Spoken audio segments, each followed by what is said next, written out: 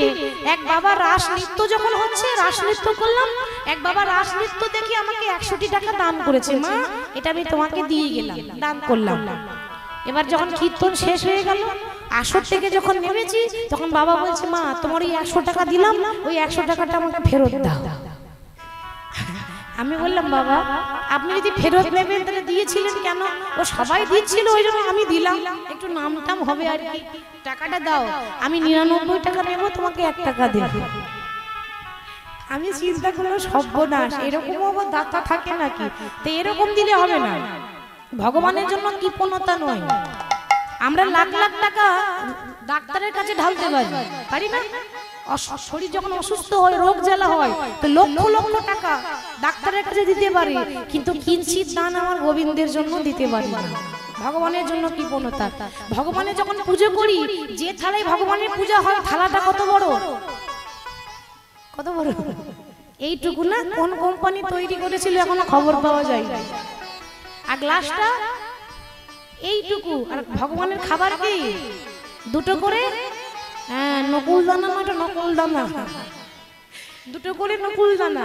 তাও আবার প্রতিদিন বলি, প্রভু আমার 1 তলা বাড়িটা সামনে বছর 2 তলা করে দিও, সামনে বছর 24 পরে 5 কেজি বাতাসা দেব। যদি 2 তলা করো তবে বাতাসা পাবে, আর যদি 2 তলা না করো তা বাতাসে দুটো নকুল দানাও পাবে না।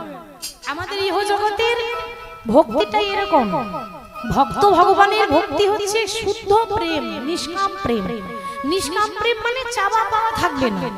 প্রভু আমি এসেছি, আমি কিছু চাইবো না, তুমি যেটা আশীর্বাদ করবে সেটাই আমার জীবনে হবে, আশীর্বাদ করো, আর তোমার চরণে আমাকে ঠাঁই দাও, আমার জন্য তোমার চরণে মতি থাকে। এটা হচ্ছে ভক্তের চাওয়া পাওয়া, এর থেকে বেশি ভক্তরা চাই না। আর ইহ জগতে আমাদের শুধু চাওয়া পাওয়া, স্বার্থের প্রেম, তাই না? প্রেম আর কামের মধ্যে পার্থক্য আছে। রাধা কৃষ্ণের প্রেম ছিল নিষ্কাম প্রেম, আর আমাদের সকাম প্রেম। সকাম প্রেম মানে স্বার্থ থাকে। কেন না? বিনা স্বার্থে কেউ কারোর সঙ্গে মেলামেশা করে না এই জগতে। আমরা করি, মিষ্টির দোকানে মিষ্টি কিনবেন, দেখবেন মিষ্টির প্যাকেটে কতগুলো প্লাস্টিকের গার্ডার দেয়, যত টানবেন তত বড় হয়ে যাবে, আবার গার্ডারটা ছেড়ে দেবেন ছোট হয়ে যাবে। মানে যত স্বার্থ বেশি ততই কিন্তু আমরা অভিনয় বেশি করি। স্বার্থ যখন কমে যায় তখন আমাদের জগতে ভালোবাসা শেষ। যখন স্বার্থ থাকে তখন কি বলি, বাবা তুমি আমার নয়ন, তুমি আমার জীবন, বলে তো তুমি আমার মরণ, তুমি আমার হৃদয়। কি গো, তাই তো?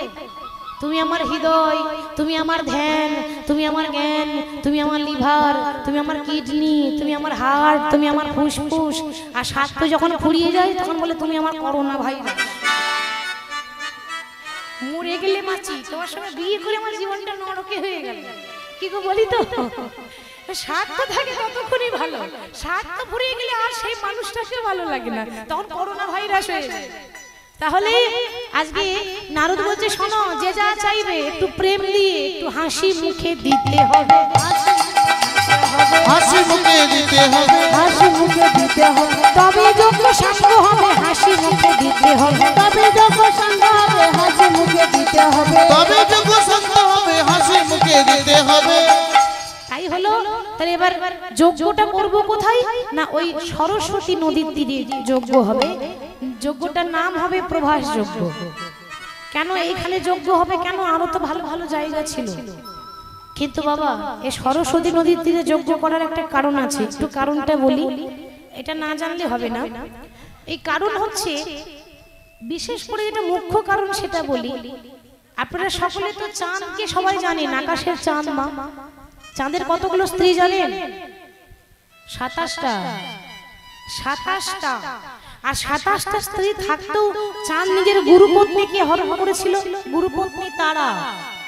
তখন গুরুদেব অভিশাপ দিয়ে কি বলেছিল? 16 কলা চাঁদ যেন 16 দিনের মধ্যে ক্ষয় হয়ে যায়। গুরু অভিশাপ লাগলো, ওমা 16 কলা চাঁদ 16 দিনে যেন ক্ষয় হয়ে যায় বললো। তো দেখা গেল কি একটু একটু একটু একটু করে 15 দিনে 15 কলা চাঁদ শেষ। 15 কলা চাঁদ যখন শেষ হয়ে গেল, বাকি রইল আর 1 কলা। চাঁদের স্ত্রীরা দেখছে বাবা স্বামী ভুল করেছে, তখন আমাদের কর্তব্য স্বামীকে সঠিক পথে নিয়ে আসার। ওই 1 কলা চাঁদ হাতে করে নিয়ে চাঁদের স্ত্রীরা চলে গেল কোথায়? সম্পর্কে জামাই বাবু, সে কে? শিব, ভোলানাথ সম্পর্কে জামাই বাবু হয়। তাহলে শিবের কতগুলো শালিকা দেখেছেন? হ্যাঁ, মহাদেব হচ্ছেন পরম বৈষ্ণব, কিন্তু পরম বৈষ্ণবের নামে আমরা শ্রদ্ধা ভক্তি করি। এই শ্রাবণ মাসে সব জল ঢালতে যাবে, কি বলে? রাস্তায় রাস্তায় বাম্পার, বাবার কত টেম্পার। আমাদের লজ্জা করা উচিত না? ভাববেন কথাগুলো যে আমরা কোথায় যাচ্ছি, মহাদেবের নামে এরকম কথা, যিনি পরম বৈষ্ণব, এগুলো কি শাস্ত্রে লেখা আছে নাকি? বাবার কত টেম্পার, কোন বইয়ে লেখা আছে? হরি বল। বাবা যাবে বোম্বে শ্রীদেবীর সঙ্গে, শুনেছি, নিজের কানে শুনেছি, বাবা যাবে বোম্বে শ্রীদেবীর সঙ্গে। তাহলে এই সব কথাগুলোকে লেখা আছে শাস্ত্রে? আরে বাবা, জল ঢালতে যাব, ভক্তি ভরে যাব, ভোলানাথের নাম স্মরণ করব, এগুলো কেন? কিন্তু আমরা এগুলো করি। সোজা পথে হাঁটতে জানি না, আমরা উল্টো পথে হাঁটি। কলিযুগের মানুষ আমরা। নিজের বাবাকে বাবা বলতে ভালো লাগে না, পরের বাবাকে বাবা বলতে বেশি ভালো লাগে। হরি বল, হরি বল। তাহলে পরম বৈষ্ণব, সেই বৈষ্ণবের চরণ ধরে বলছে মহাদেব রক্ষা করো। কি করব তাহলে? আমাদের স্বামী বড় বিপদে পড়েছে। 16 কলা চাঁদের মধ্যে 15 কলা চাঁদ শেষ, আর 1 কলা আছে। যেমন করে হোক তুমি কিছু একটা উপায় বলে দাও। শিব তখন বলছে চিন্তা করো না, উপায় আছে। কি উপায়? না, তোমাদের ওই 1 কলা চাঁদ তোমরা আমাকে দাও। 1 কলা চাঁদ নিয়ে শিব নিজের মস্তকে ধারণ করলেন কপালে। শিবের কপালে চাঁদ আছে না, ওই জন্য তো বলে চন্দ্রচূড় বা চন্দ্রশেখর। 1 কলা চাঁদ রেখেছে, আর বাকি 15 কলা চাঁদ পাওয়ার জন্য একটা উপায় আছে। কি উপায়? তোমাদেরকে যেতে হবে গুজরাটের সরস্বতী নদীতে। সরস্বতী নদীতে গিয়ে এই 27টা নারী 27 ঘড়া জল আনতে হবে। 27 ঘড়া জল নিয়ে যদি চাঁদের মাথায় ঢালতে পারো, তবে চাঁদ পুনরায় সুস্থ হবে, মানে চাঁদের ক্ষয় রোগ তবেই ভালো হবে। এবার তারা জল আনতে গেছে। তা জল আনতে যাচ্ছে কেমন করে মা? ওম নমঃ শিবায়, নমঃ শিবায়, হরে হরে ভোলে, নমঃ শিবায়। ओम नमः शिवाय, नमः शिवाय, हर हर भोले, नमः शिवाय। ओम नमः शिवाय, नमः शिवाय, हरे हरे भोले, नमः शिवाय। नमः शिवाय, नमः शिवाय, हर हर भोले, नमः शिवाय।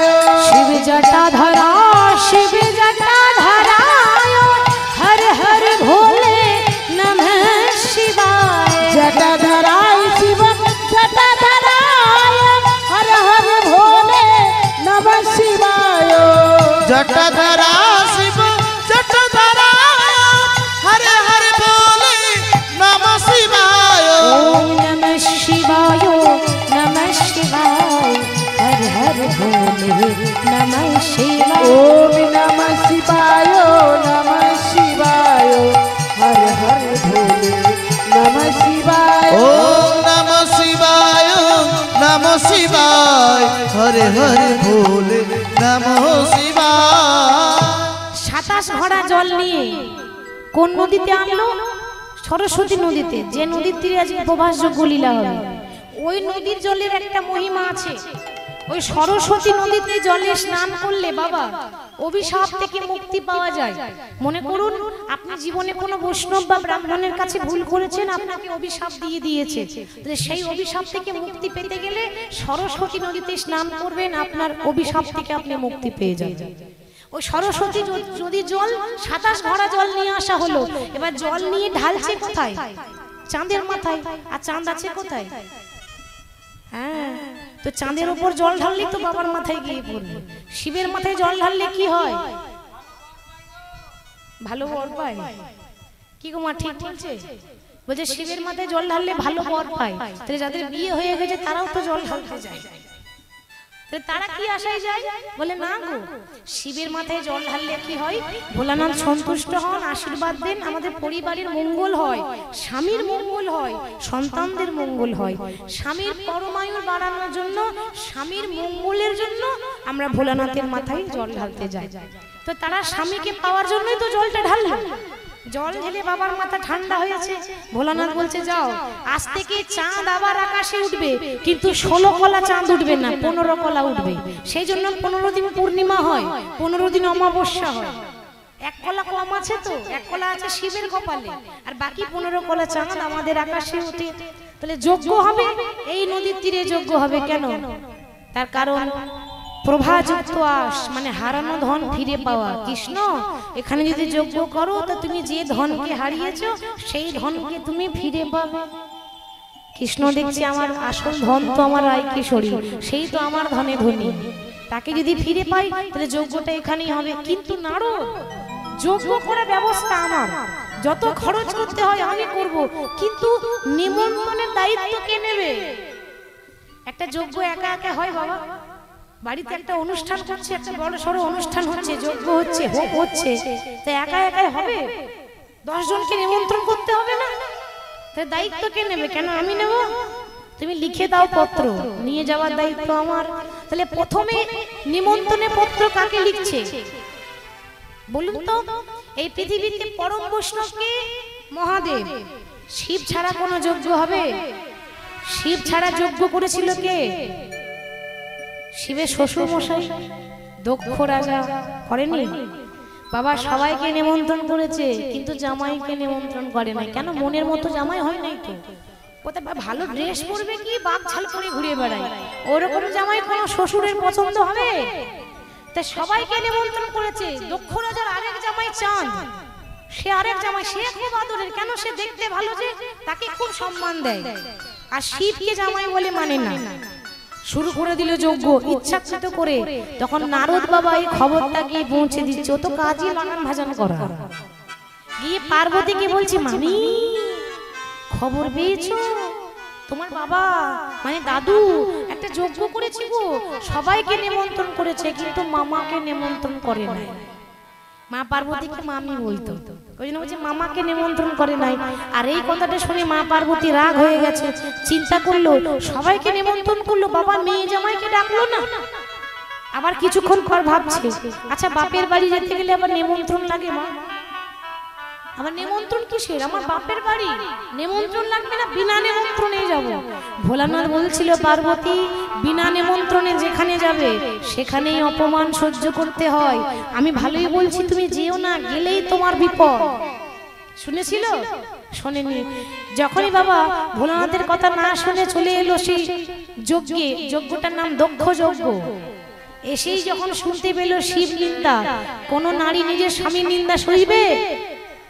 যখনই এসে দাঁড়িয়েছে অমনি ভোলানাথের শ্বশুর মশাই, শ্বশুর শুরু করেছে জামাইয়ের নিন্দা। শিব, শিব তো ভণ্ড, ও যেখানে সেখানে পড়ে থাকে, ছাই ভাষ্য মেখে পড়ে থাকে, ওর মতো ভণ্ড সাধু আর কেউ আছে?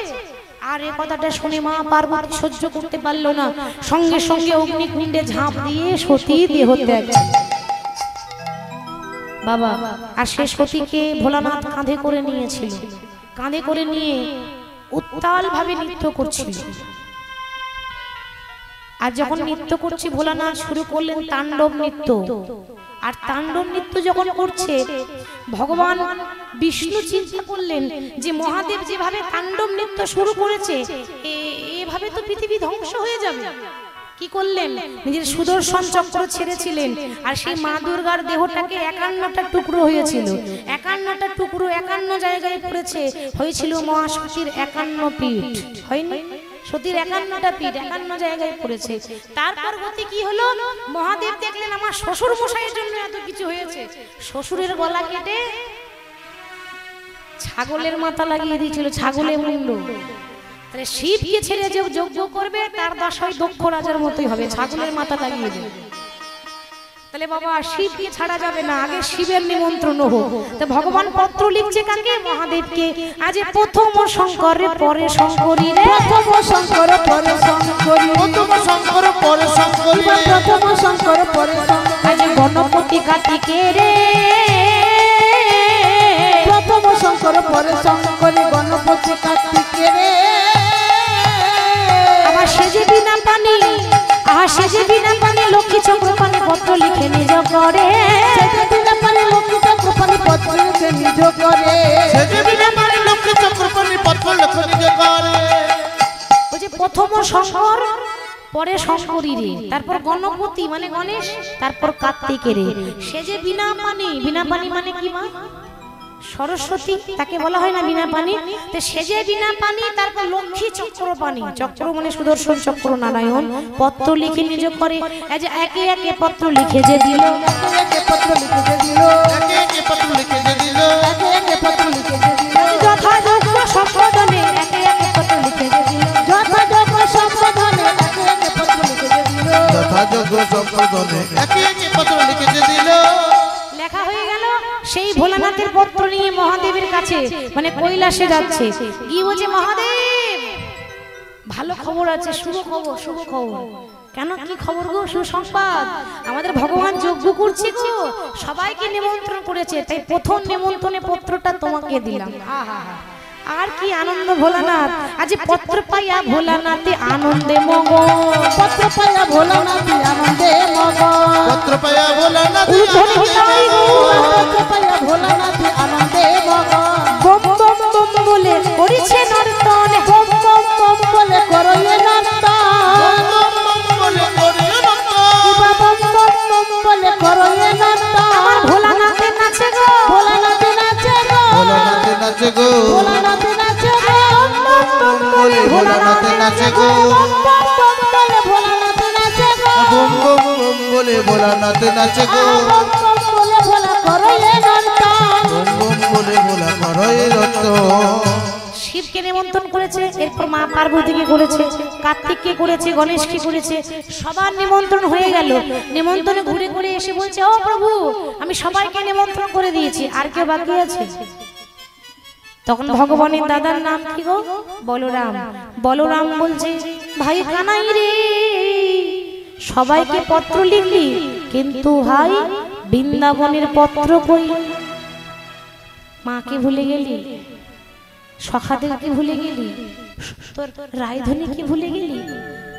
ভগবান বলে, দাদা গো, বলতে পারো দাদা, যে সন্তান মা কাঁদিয়ে চলে আসে, সেই সন্তান কোন মুখ নিয়ে কোন লজ্জায় মাকে নিমন্ত্রণ করবে? মা কাঁদানো ভালো নয়, যার মা কাঁদে তার জগৎ কাঁদে। আমি শুধু লীলা করার জন্য, নিজের কর্ম করার জন্য আমি আমার মাকে ছেড়ে বৃন্দাবন ছেড়ে চলে এসেছি। সেই মাকে কি করে পত্র লিখবো? লিখতে গিয়েছিলাম, ভেবেছিলাম লিখবো, কিন্তু দাদা আমি ভাষা খুঁজে পেলাম না গো, আমি ভাষা খুঁজে পেলাম না গো, খুঁজে পেলাম না গো, দাদা গো কি বলে আমি পত্র লিখব, আমি ভাষা খুঁজে পেলাম না গো, কি বলে আমি পত্র লিখিব, ভাষা খুঁজে পেলাম না গো, কি বলে আমি পত্র লিখবো, আমি ভাষা খুঁজে পেলাম না।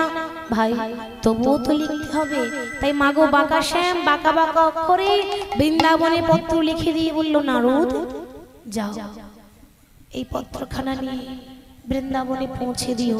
বাবা তারা না এলে তো যজ্ঞ শুরু হবে না, তাদেরকে তো আনতে হবে। সবার নিমন্ত্রণ হয়ে গেছে, সবাই চলে আসবে, কিন্তু বৃন্দাবনের এখনো পত্র পৌঁছায়নি, নিমন্ত্রণ যায়নি। নারদ যাচ্ছে নিমন্ত্রণের পত্র নিয়ে, গিয়ে দেখছে কি শ্রীদাম সুদামে দাম বসুদাম, ভগবান শ্রীকৃষ্ণের চিত্রপট আছে। কৃষ্ণের চিত্রপট দেখে কানাই কানাই বলে ডাকে, কানাই ভাই আর কি ফিরে আসবে না? বুঝেছি, আমরা তোকে বৃন্দাবনে এঁঠো ফল দিতাম, মানে আমরা খেয়ে এঁঠো করে তোকে দিতাম, তো ওই জন্য কি তুই রাগ করে চলে গেলি? ভাই একবার ফিরে আয়, একবারও কি তোর মনে ইচ্ছা জাগে না যে তোর ছোট ছোট বন্ধুগুলো তাদের সঙ্গে এত খেলা করেছিস, তারা যে তোর জন্য দিবানিশি চিন্তা করে? ওরে ব্রজের কানরে কানাই কোন দুঃখে তুই রাজা হলি দ্বারকাপুরে? কানাই ব্রজের কানরে বলি কোন দুঃখে তুই রাজা হলি দ্বারকাপুরে? বল বল কোন দুঃখে তুই রাজা হলি দ্বারকাপুরে? ওরে কানাই কোন দুঃখে তুই রাজা হলি দ্বারকাপুরে? কানাই আরে কি ফিরে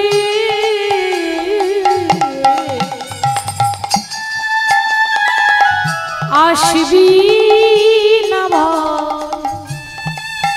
ভাই বৃন্দাবনে?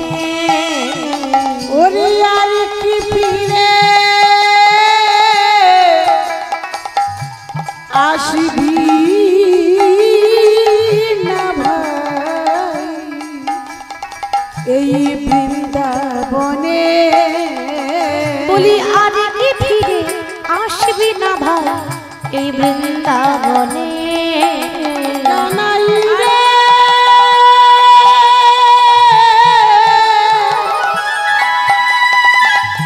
ওরে কানাই রে ও ভাই কানাই আর কি ফিরে আসবি না ভাই বৃন্দাবনে? ভাই ব্রজের কানরে কোন দুঃখে তুই রাজা হলি ওই দ্বারকাপুরে? ব্রজের কানাই রে কোন দুঃখে তুই রাজা হলি দ্বারকাপুরে? ভাই রে কোন দুঃখে তুই রাজা হলি দ্বারকাপুরে? কোন দুঃখে তুই রাজা হলি দ্বারকাপুরে? নারদ এসে দেখছে কি ভগবানের যারা বন্ধু, ভগবানের 24টা বন্ধু ছিল, 12টা প্রধান 12টা উপপ্রধান।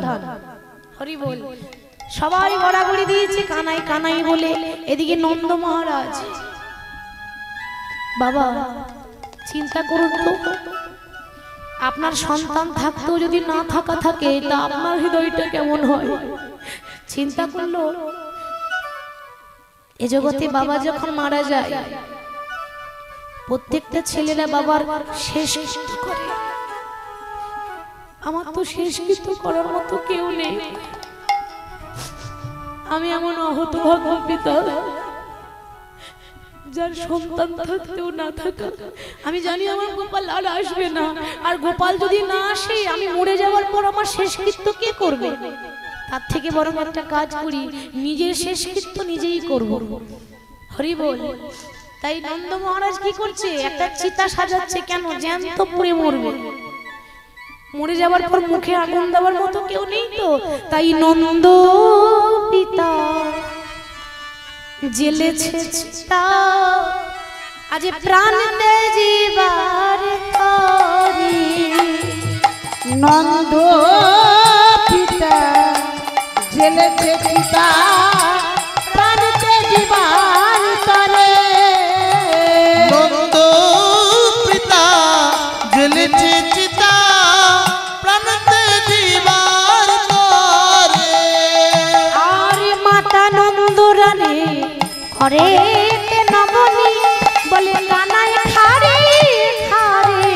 মাতা নন্দরানী করে নবনী বলে গোপাল খারে খারে।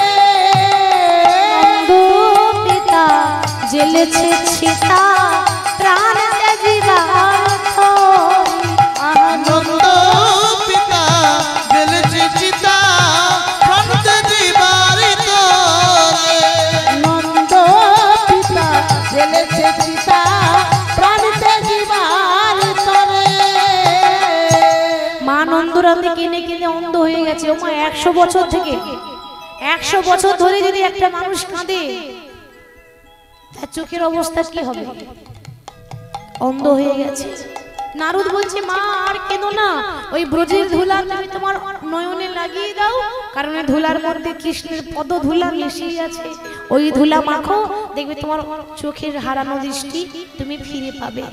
সখাদেরকে নিমন্ত্রণ করলো, মাকে বললো মা তুমি আর কেঁদো না, তোমার গোপাল যে যজ্ঞ করছে তুমি তৈরি হয়ে নাও, সেখানে যাব বলে। সবাই তৈরি হয়ে যাচ্ছে, প্রস্তুত হচ্ছে, কেন ওই যজ্ঞে যাবে।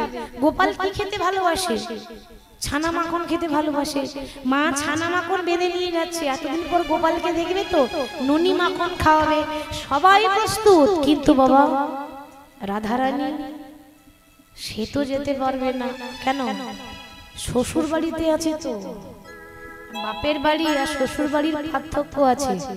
বাপের বাড়িতে কোথাও গেলে বাবা মা বলে আমার মেয়ে যাক না, একটু ঘুরে ফিরে আনন্দ করুক, কিন্তু শ্বশুর বাড়িতে যদি বেরিয়ে যায়, কি গো কোথায় চললে, কৈফিয়ত দিতে হবে না। তাহলে শ্বশুর বাড়ি মানে পরাধীন, স্বাধীন নয়, পারমিশন নিয়ে আসতে হয়। যদি পারমিশন দেয় তবে বাইরে আসতে পাবো, নইলে পাবো না, ঘরে বন্দি থাকতে হবে। তাহলে আগে পারমিশন, অনুমতি চাই। তো রাধারানীর শ্বশুর বাড়িতে আছে। রাধারানীর শাশুড়ির নাম কি? শাশুড়ির নাম জানেন না? জটিলা। আর ননদিনীর নাম কুটিলা। কুটিলার নাম কাদের হয়? যাদের মন খুব ভালো হয়, কি ঠিক তো? কুটিলার নাম কাদের হয়? যাদের মনের মধ্যে হিংসা, যাদের মনে হিংসতা থাকে, কুটিলতা থাকে, তাকে বলে কুটিলা। তাহলে শাশুড়ি হচ্ছে বাঘিনী আর ননদি হচ্ছে নাগিনী। এই বাঘিনী আর নাগিনীর মাঝে যে থাকে সেই জানে কত কষ্ট করে থাকতে হয়। তাহলে রাধারানীকে দিয়ে যখন নারদ সুসংবাদ দিয়েছে, রাধারানী একেবারে আনন্দে উন্মাদ, কিন্তু যাবে কেমন করে? ললিতা বলছে ওরে শিখি কর, সব তো চলে গেল, তুই কখন যাবি? রাধারানী বলছে সখী আমি যাব কি করে, কিছু একটা বুদ্ধি দে। বুদ্ধি? নারী জাতিকে আবার বুদ্ধি শিখিয়ে দিতে হয়? হ্যাঁ, কত রকম কৌশল থাকে জানা, সেগুলোকে শেখাতে হবে। শোন, কৃষ্ণের থেকে কৃষ্ণের ভক্তরা বেশি চালাক হয়, হয় না বাবা? হরিনাম কৃষ্ণ নাম বড়ই মধুর, আর যে জনা শ্রী কৃষ্ণ ভজে সে বড় চতুর। কিছু একটা কর না, কিন্তু কি করবো কি? কেন? এবার তুই যা করবি কর, আমরা দাঁড়িয়ে আছি, তোকে নিয়েই আমরা যাব। এদিকে সবাই চলে গেল, মা বাবা সখারা সবাই চলে গেল। রাধারানী চিন্তা করছে দাঁড়াও, আমার স্বামী আয়ান ঘোষ খুব মা কালীর ভক্ত। বাবা রাধারানীর শ্বশুর বাড়িতে মা কালী আছে, প্রতিদিন কালী পূজা হয়, নিত্য সেবা। তাহলে কালী ভক্ত আয়ান ঘোষ, সে একমাত্র কালীরই আদেশ পালন করে। তাহলে কি করা যায় না, ঘরে যত কালী ছিল সব মেকেছে, ঘরে যত কালী ছিল সব মেকে মা কালী সেজেছে, মানে ডুপ্লিকেট কালী সেজেছে রাধারানী। ডুপ্লিকেট কালী সেজে ওই মা কালীর মন্দিরে গিয়ে কালী সেজে দাঁড়িয়ে আছে। কেন? স্বামী স্নান করেই পুজো করতে ঢুকবে, আর তখনই আমাকে মা কালী ভাববে, শুরু করে দেবো আমার খেলা। এখন মা কালী সেজে দাঁড়িয়ে আছে রাধারানী। আয়ান ঘোষ স্নান করে এবার সবে মায়ের চরণে পড়েছে। মায়ের চরণে পড়ে যেই না বাবা মায়ের চরণটা স্পর্শ করতে যাবে, দেখছে সাক্ষাৎ মা কালী, মানে অরিজিনাল একবার। এতদিন তো মূর্তি দেখতো। কুটিলা বলছে ও দাদা বিশ্বাস করো না, ও মা কালী নয়, ও মায়া কালী। কুটিলা যখন বলে সত্যি কথাই বলে, কিন্তু বাবা কেউ বিশ্বাস করে না। কুটিলা মিথ্যা বলছে কি? ও মা কালী নয়, ওর রূপ দেখে ভুলে যেও না, ও মায়া কালী। এই তুই চুপ কর, তোর হিংসা হচ্ছে। মা কালী আমাকে সাক্ষাৎ দর্শন দিয়েছে রে, ছোট থেকে এত বড় হলাম, কালী পূজা করি, কখনো মা আমাকে দর্শন দেয় না। আজ আমার এত সৌভাগ্য যে মা আমায় দর্শন দিয়েছে, কি সৌভাগ্য। এই বলে মায়ের চরণে রক্ত জবা দিয়ে বলছে ও মাকে মরালো, ও মা মুন্ডা মালা,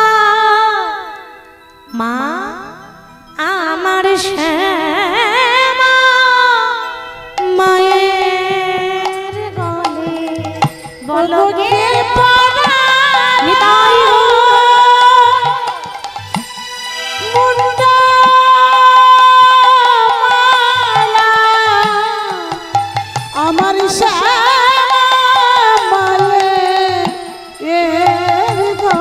ও মা কি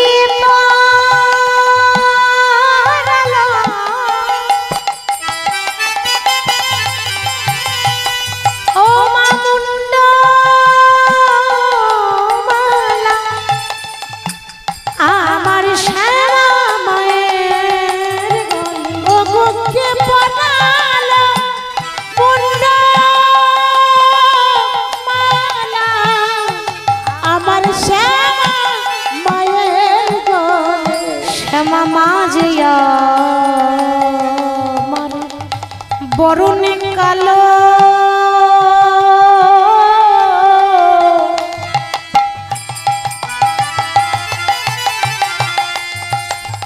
তবু তার রূপে হয় ও মা জগৎ আলো মাঝে আমার বরণ কালো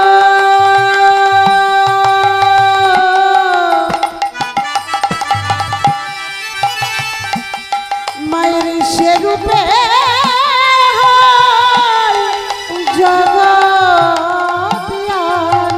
বাবা আমরা দেখবেন মা কালীকে কি বলি কালো তাই তো কালী কালো নয় গো আমাদের চোখের মনি কালো ওই জন্য আমরা মাকে বলি কালো শ্যামা মা যে বরণে কালো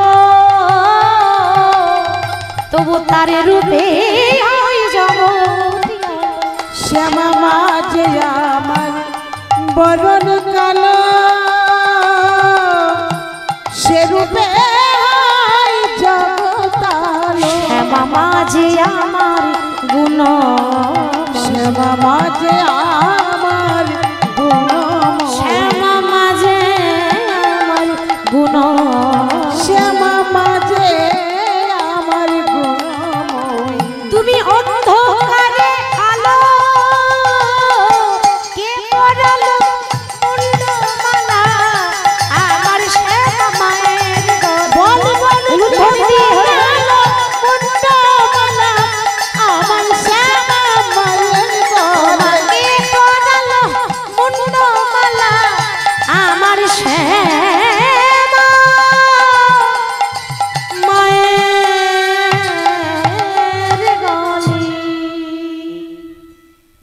এই বলে আয়ান ঘোষ মায়ের চরণে রক্ত জবা দিয়ে মায়ের পূজা করছে কেমন ভাবে আসুন আমরা একটু করজোড়ে বসবো সবাই হাত জোর করে বসবেন আমরা একটু মায়ের স্মরণ করে নেব ওম স্বাহা ওম স্বাহা ওম স্বাহা ওম करालबदनं घोरं मुक्तोकेशिं चतुर्भुजां कालिकां दक्षिणां दिव्यां मुण्डोमाला विभूषितं सद्दोषिन्नो शिरो खर्गो वामारुद्धकोरं भुजामं अभयं वरोदं जैव दक्षिणां दब्बो पानिकमं महाकालो भैरवो सहितो श्रीमदो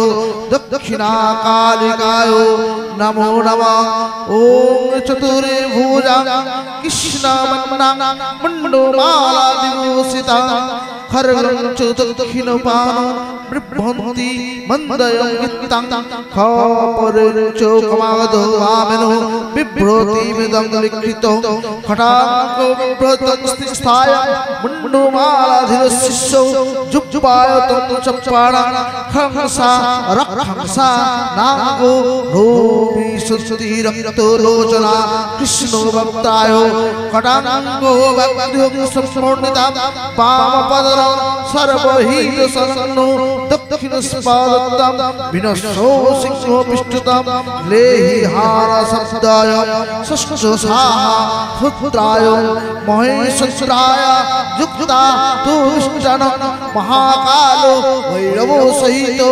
श्रीमदो दक्षिणाकालिकाय नमस्ते ॐ सर्वमङ्गला मङ्गले शिवे सर्वार्थ साधिके शरण्यत्र्यम्बके गौरी नारायणी नमस्ते सृष्टि स्थिति विनाशानं शक्तिभूते सनातनी गुणाश्रयी गुणोमयी नारायणी नमस्ते शरणागतो दीनातो परित्राणं परायणे सर्वे सत्य हरे देवी नारायणी नमस्ते जयंती मंगला काली भद्रकाली कपालिनी दुर्गा शिवा समादत्री स्वाहा सुधा नमस्ते काली काली महाकाली काली की पापालिनी नर्मात्मको देवी नारायणी नमोस्तुते महिषी महामाये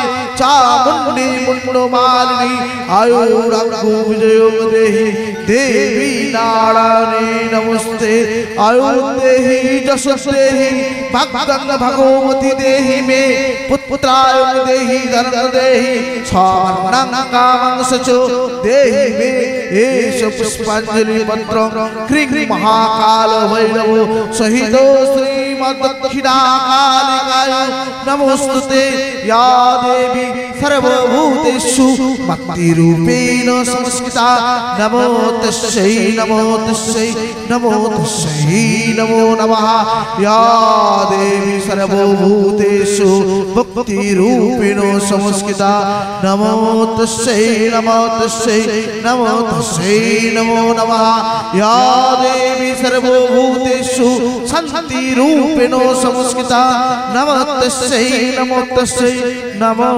तस्यै नमो नमः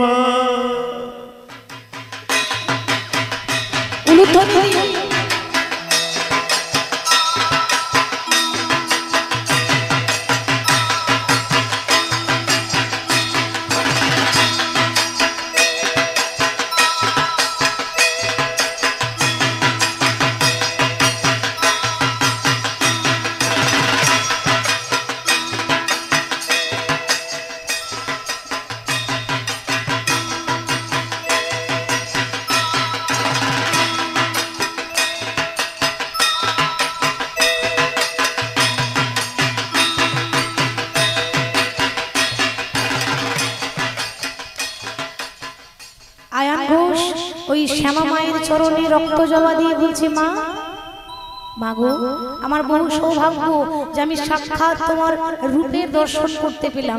বলো আমি তোমার কি সেবা করতে পারি? আমার দ্বারা কি কোনো অপরাধ হয়েছে? আমি কি কোনো ভুল করেছি? বাবা সে তো মা কালী নয়, রাধারানী। মা কালী সেজে এসেছে, ডুপ্লিকেট। তো বলছি আয়ান বাবা এতদিন তোর ঘরে ছিলাম রে, আজ আর থাকবো না। কেন মা? কেন তুমি আমার উপর রুষ্ট হয়েছো? ওরে নারী, জগতের মালিক ভগবান কৃষ্ণ একটা যজ্ঞ করছে, সেখানে 33 কোটি দেবদেবীর নিমন্ত্রণ, সেখানে মা কালীরও তো নিমন্ত্রণ। তা কালী যদি তোর ঘরে থাকে তাহলে সেখানে যাবি কেমন করে? ওই জন্য আজকের মতো একদিনের জন্য তুই আমাকে বিদায় দে। মা কালীকে কেউ বেঁধে রাখতে পারে না, ধরে রাখতে পারে? মা কালী সেজে স্বামীর কাছে অনুমতি নিয়ে বেরিয়ে গেল। আর মা স্বামী যদি অনুমতি দিয়ে দেয় তাহলে আর কাউকে ভয় হয়, আর কাকে ভয়? তাহলে আজকে স্বামীর অনুমতি হয়ে গেল। এবার রাধারানী ঘর থেকে বাহির হয়ে গেল। ঘর থেকে বাইরে গিয়ে সখীদেরকে সঙ্গে করে নিয়ে রাধারানী আবার নিজের রূপে ফিরে এসেছে। এতক্ষণ তো কালী সেজেছিল, নিজের রূপে ফিরে এসে এবার যাচ্ছে কোথায়? প্রভাস যজ্ঞ, যেখানে যজ্ঞ হচ্ছে।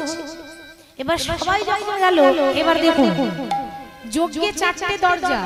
4টে দরজা মানে 4 রকম ভক্ত আসবে।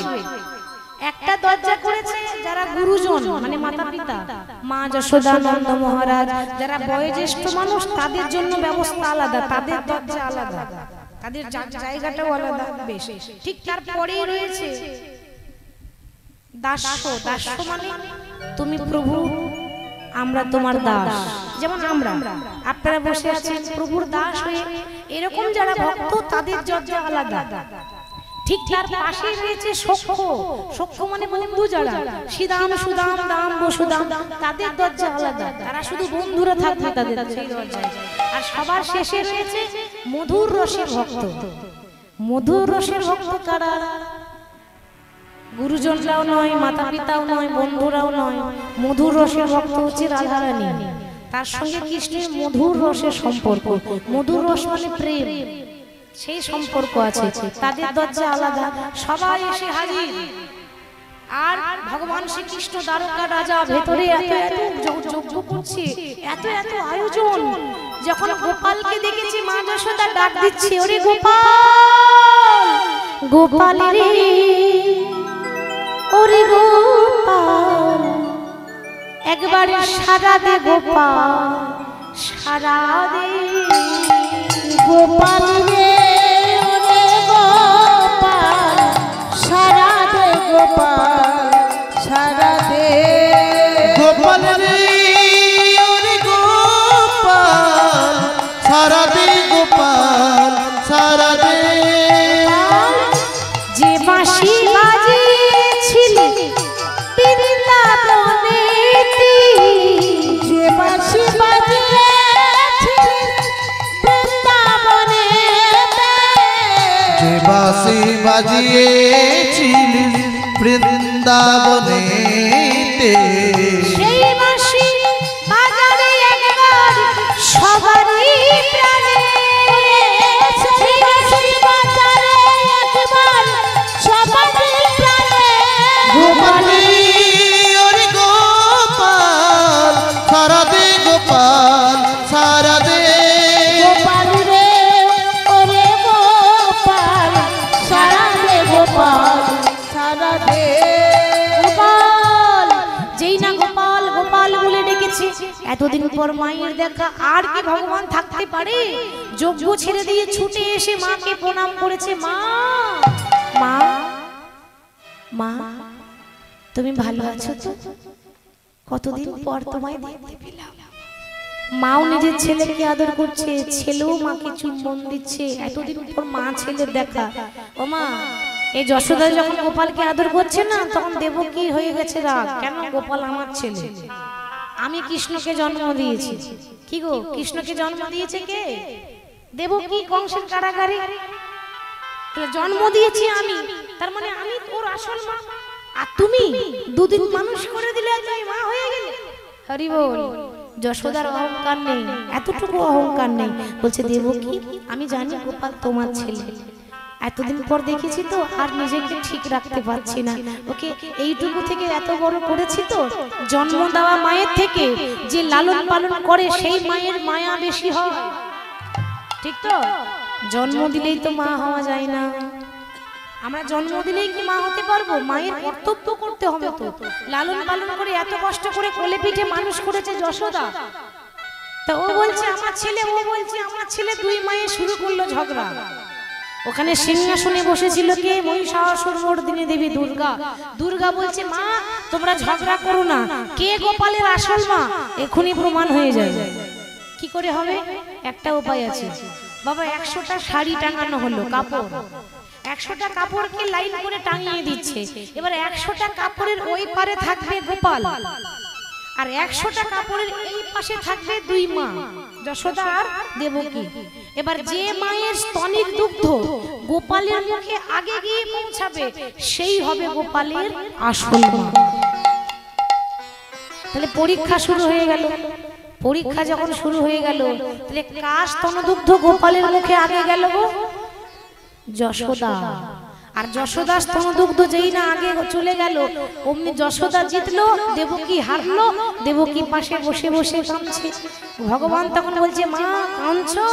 কাঁদো কাঁদো, কাঁদালে কাঁদিতে হয়। আজকে তুমি কাঁদছো, আমি তোমায় কাঁদাইনি তোমার কুকর্মের জন্য।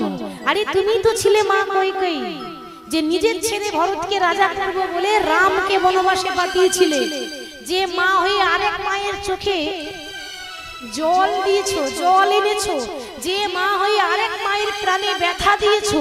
যে মা হয়ে আরেক মায়ের মনে দুঃখ দিয়েছো। তুমি কষ্ট তো পাবে।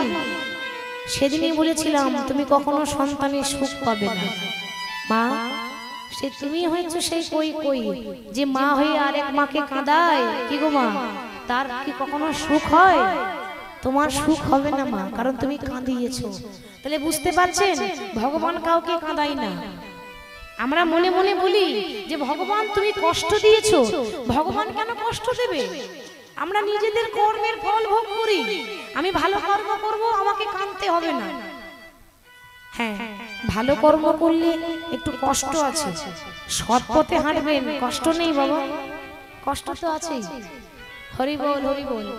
যে ভালো পড়াশোনা করে, ভালো স্টুডেন্ট হয়, পরীক্ষায় ফার্স্ট হয়, তাকে সারা বছর কষ্ট করে পড়তে হয়। ওই একদিনে পরীক্ষা দিয়ে সে ফার্স্ট হয় না, সারা বছর কষ্ট করে পড়তে হয়, তবেই সে ফার্স্ট হয়। সেরকম যে ভগবানের কৃপা লাভ করবে, তাকে সারা জীবন কষ্ট করতে হবে, তবেই তো ভক্ত হবে। হরি বল। তাহলে দেবকী কাঁদছে, দেবকী হেরে গেল আর যশোদা জিতে গেল। কেন?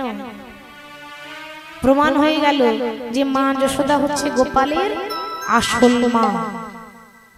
এইবার তখন দেবকী বলছে, ওরে গোপাল, আমি যে হেরে গেলাম, আমি কুকর্ম করেছি বলে হেরে গেলাম, তাহলে যশোদা কি পুণ্য করলো যে যশোদা জিতে গেল?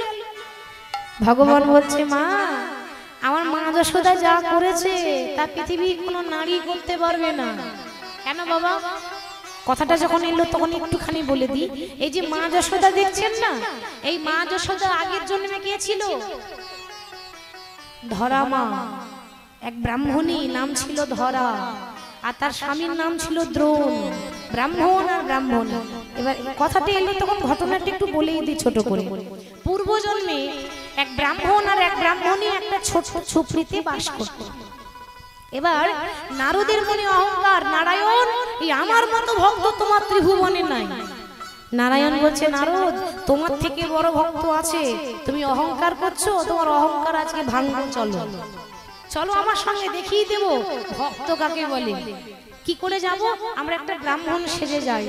ভগবান অর্থাৎ নারায়ণ আর নারদ ব্রাহ্মণ সেজে ওই ব্রাহ্মণের ঘরে, মানে ধরা দেবীর ঘরে, ধরা মায়ের ঘরে এসেছে দুপুর বেলা মধ্যাহ্নকালে।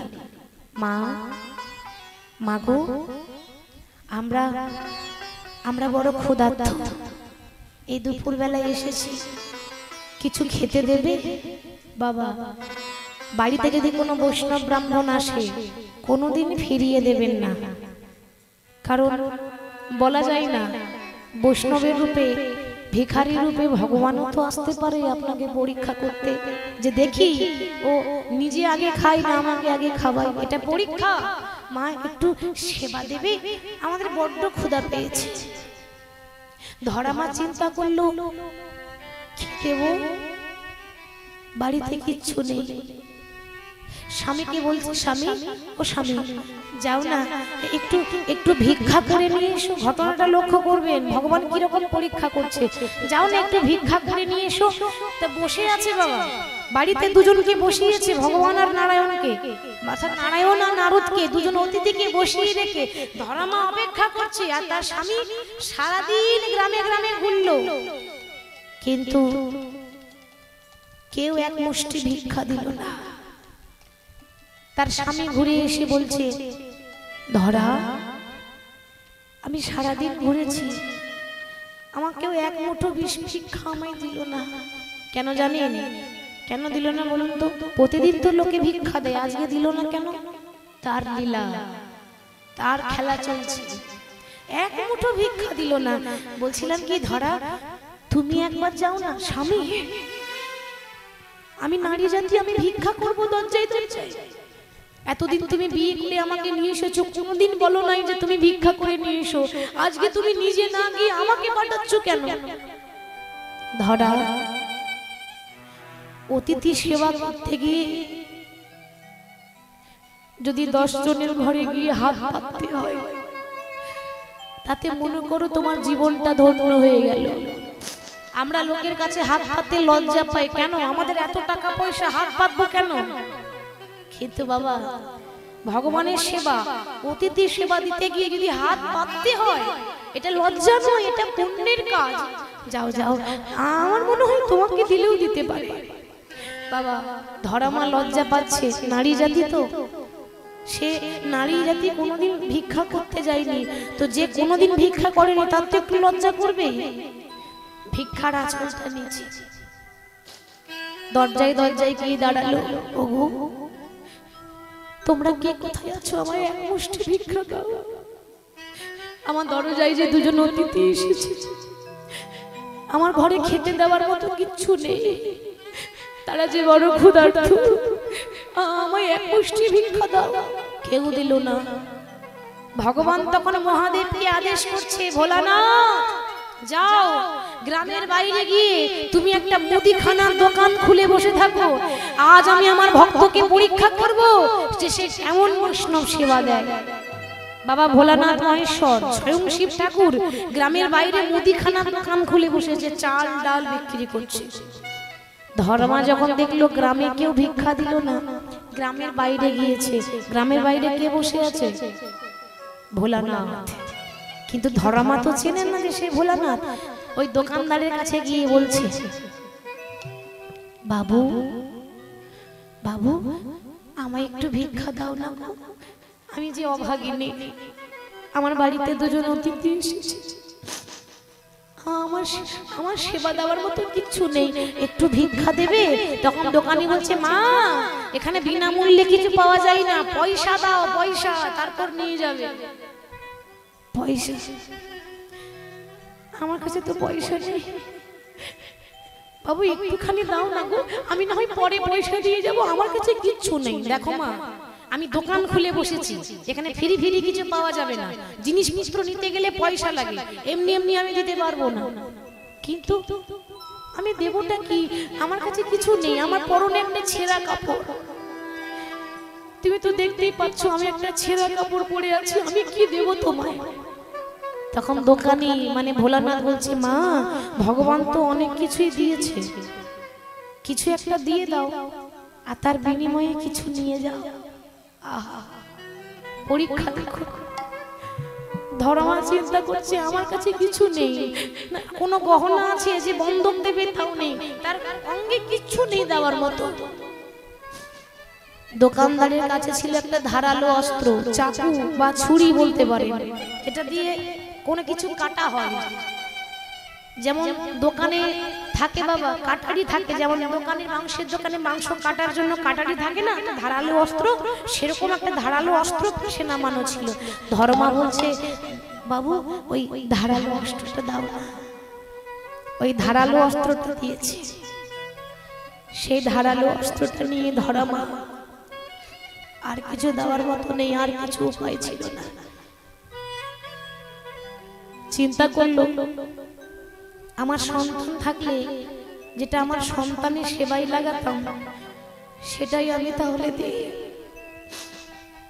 কোন ভক্ত এইভাবে দিতে পারিনি, ইতিহাসের সাক্ষী আছে। ধর্মা সেই ধারালো অস্ত্রটা নিয়ে নিজের বাঁ দিকে স্তনটা কেটে দোকানদারের কাছে বন্ধক দিয়ে বলে, বাবা আমার কাছে দেওয়ার মতো আর কিছু ছিল না, এবার তো দেবে, এবার দাও। ভোলানাথ চিন্তা করলো, মা বলতে পারছে না, চিন্তা করছে, মা গো তোমার মতো নারী কোনোদিন দেখিনি যে বৈষ্ণব সেবা করতে গিয়ে এত বড় ত্যাগ করে, এত বড় ত্যাগ। হরি বল। মনে মনে প্রণাম করছে ধর্মাকে, মাগো তোমার চরণে কোটি কোটি প্রণাম, কিন্তু আমারও দোষ নেই, আমার প্রভু আদেশ করেছে আমাকে মুদিখানা দোকান খুলতে বলেছে, আমি তাই করেছি। ধর্মা নিজের স্তন কেটে দোকানে বন্ধক দিয়ে আঁচলের চাল ডাল নিয়ে এসে রান্না করছে, বাইরে দুজন বসে আছে, নারায়ণ আর নারদ অতিথি সেজে। ওমা রান্না হয়েছে, আমাদের খুব ক্ষুধা পেয়েছে, বাবা একটু দাঁড়াও, হয়ে গেছে আর একটু দাঁড়াও। মাগো রক্ত মাংসের দেহ, তাহলে সে যে স্তন কেটেছে সেটা একটা মাংসের পিণ্ড, সে তার বক্ষ মাঝে কাপড় জড়িয়ে রেখেছে যেন কোনো রকম রক্ত না পড়ে যায়। বক্ষ মাঝে কাপড় জড়িয়ে রান্না করে যখন এক হাত দিয়ে থালার মধ্যে যখন অন্ন সাজিয়ে দিয়েছে, অন্ন সাজিয়ে যেই না দিতে যাবে অমনি এক ফোঁটা রক্ত ওই অন্নের মধ্যে পড়ে গেল। মা ছি ছি ছি ছি, তোমার লজ্জা করে না? তুমি অসুচি, তুমি অপবিত্র, আর তুমি এই অবস্থায় ব্রাহ্মণ সেবা করাচ্ছ, বৈষ্ণব সেবা করাচ্ছ। বাবা আমি কি করে বলবো, তোরা আমার ছেলের মতো, আমার কোনো সন্তান নেই, তোরা আমার মায়ের মতো, আমি অসুচি নই। মা তুমি জানো না, অসুচি অবস্থায় ব্রাহ্মণ বৈষ্ণবকে সেবা করাতে নেই, কিছু নিয়ম আছে, তুমি নারী জাতি হয়ে নিয়মটা উল্লঙ্ঘন করে দিলে। বলে বাবা আমি অসুচি নই, আমি অপবিত্র নই, আমি শুদ্ধ। তাহলে তুমি যদি শুদ্ধ, তুমি যদি পবিত্র, তাহলে কোথা থেকে এলো রক্তটা, কোথা থেকে পড়লো এই রক্তের ফোঁটা? সত্যি করে বলো। যেই না বারবার করে বলেছে অমনি ধর্মা বলছে, বাবা আমি অসুস্থ নই, আমি তোদেরকে সেবা দিতে গিয়ে নিজের একটা স্তন কেটে বন্ধক দিয়ে চাল ডালের রন্ধন করে তোদের সেবায় লাগিয়েছি। মা ধন্য তুমি, মা শুধু দুজন অতিথি সেবা করাবার জন্য কাছে কিছু ছিল না বলে একটা স্তন কেটে দিয়ে চলে এলে। কি করব? দোকানে বলেছি কিছু না দিলে চাল ডাল দেব না, আমার কাছে কিছুই তো ছিল না, আমি কি দেব বল? মা গো, ধন্য মা। নারদকে তখন বলছে, নারদ দেখেছো, তুমি না অহংকার করে বলতে আমার মতো বড় ভক্ত আর কেউ নেই। দেখো কাকে ভক্ত বলে, দেখো তাকিয়ে দেখে নাও। 24 ঘন্টা নারায়ণ নারায়ণ করলে ভক্ত হয় না, দেখে নাও সে কত ত্যাগ করেছে, দেখে নাও। মা, আমি তোমায় আশীর্বাদ করলাম, তুমি যে স্তনটা দোকানে বন্ধক দিয়ে আমাদের জন্য রান্নার ব্যবস্থা করেছো, চাল ডাল এনে সেবা দিয়েছো, আমি আশীর্বাদ করলাম এর পরজন্মে তুমি হবে আমার মা যশোদা, আমি হব তোমার ছেলে কৃষ্ণ, জন্ম নেব দেবকীর গর্ভে, কিন্তু লালন পালন করবে তুমি আমায়। আর যে স্তনটা কেটে বন্ধক দিয়েলে সে কাটা স্তন মা আমি পান করিব, নিতাই গৌর পান করিব, কাটা স্তনি মা পান করিব। ও মা বড় জনমে আমি তোমায় মা বলিব, তোমার কাটা স্তন মা আমি পান করিব। পর জন্মে তোমায় মা বলিব, কাটা স্তন মা পান করিব। তাহলে বাবা সে ধরা দেবী হলো মা যশোদা, আর তার স্বামী দ্রোণ বসু হচ্ছে নন্দ মহারাজ। তাই ভগবান দেবকী বলছে, মা গো তুমি হেরে গেলে, আর মা যশোদা কেন জিতলো জানো? আমি যে ধরার হাতে ধরা পড়েছি, মা ধরার হাতে ধরা পড়েছি, আগের থেকে কথা দিয়েছি, ওই জন্য তাকে জেতাতে হলো। তাহলে দেখেছেন বাবা, সবাই কিন্তু একটা করে কর্ম করেছে, আর সেই কর্ম অনুযায়ী ভোগ করতে হচ্ছে। দেবকী পাপ করেছে সেটা ভোগ করছে, যশোদা পুণ্য করেছে তার জন্য ভগবানকে পেয়েছে। তাহলে যেমন কর্ম তেমন ফল। তাহলে মা যশোদা জিতে গেল, খুব আনন্দের কথা। ওদিকে যজ্ঞ শুরু হচ্ছে, যজ্ঞের শেষে আরতি করতে হয়, যজ্ঞ হয়ে গেল, এবার শেষে আরতি করছে। জয় জয় মঙ্গল আরতি করে, জয় জয় মঙ্গল আরতি করে, জয় জয় মঙ্গল আরতি করে, জয় জয় মঙ্গল আরতি করে, জয় জয় মঙ্গল আরতি করে, মঙ্গল আরতি করে, মঙ্গল আরতি করে, জয় জয় মঙ্গল আরতি করে, মঙ্গল আরতি করে, জয় জয় মঙ্গল আরতি করে, জয় জয় মঙ্গল আরতি করে, জয় জয় মঙ্গল আরতি করে। আজ শঙ্খ বাজে ঘন্টা বাজে, বাজত কতই মধুর, দেখো বাজত কতই মধুর, ভক্তি ভাব সে পূজত হরি মনহি লাগি মধুর। ওম জয় জগদীশ হরে, ওম জয় জগদীশ হরে হরে, জয় জগদীশ হরে, হরে জয় জগদীশ হরে, হরে, ওম জয় জগদীশ হরে, ওম জয় জগদীশ হরে, স্বামী জয় জগদীশ হরে, ওম জয় জগদীশ হরে, স্বামী জয় জগদীশ হরে।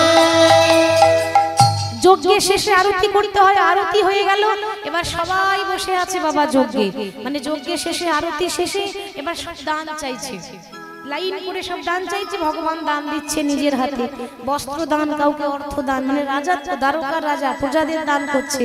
আর যখন দান করছে তখন এদিকে রাধারানী ওই দরজায় যারা দারোয়ান থাকে তাদেরকে বলছে, দারোয়ান তোমাদের মহারাজকে গিয়ে বলে দাও তোমাদের মহারাজের গুরু এসেছে। গুরু? আমার আমাদের কৃষ্ণ এত বড় রাজ্যের রাজা, আর এই ছেঁড়া করা পোশাক পরে আছে, সে আবার আমাদের মহারাজের গুরু। আরে বাবা একবার বলে দাও না।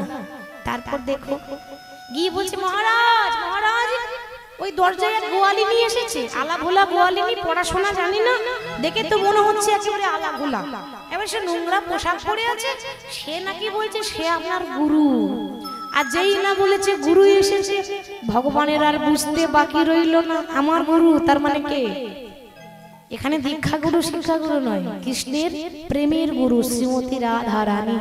তাড়াতাড়ি ছুটতে ছুটতে এসে গোবিন্দ আমার রায় কিশোরীর কাছে দাঁড়িয়েছে। রাধে, ও রাধে, এতদিন পর দেখা। আর যেই না রাধারানীর কাছে এসেছে মা, অমনি রাধারানী মুখটা ঘুরিয়ে নিল। তখন কৃষ্ণ ললিতাকে বলছে, কি গো, তোমাদের সখী আমাকে ডাকলো না, তা আমাকে দেখে মুখটা ঘুরিয়ে নিল কেন? কেন ঘুরিয়ে নিল জানো? সে যাকে ভালোবাসে সে তুমি নও। আমি নই মানে? আমি তো সেই কৃষ্ণ, বোঝের বাঁকা কৃষ্ণ বলে না।